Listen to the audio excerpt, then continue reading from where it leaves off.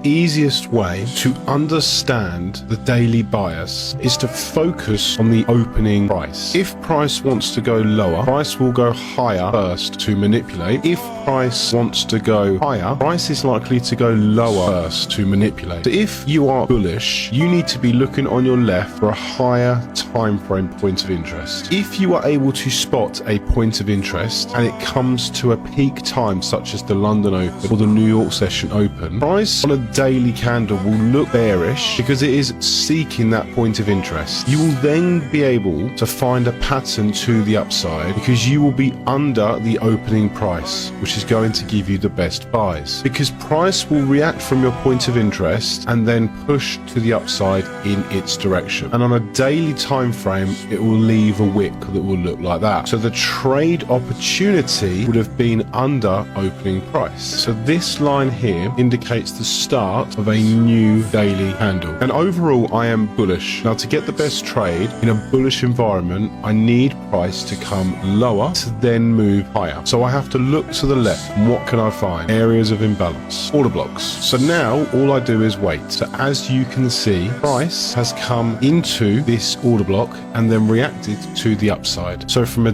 daily candle point of view, price opened, retraced lower, and there would have been plenty of buying opportunities inside here. Price then trades higher, leaving behind a wick. If you can trade in direction with the daily time frame, this is going to give you such an advantage in your trading.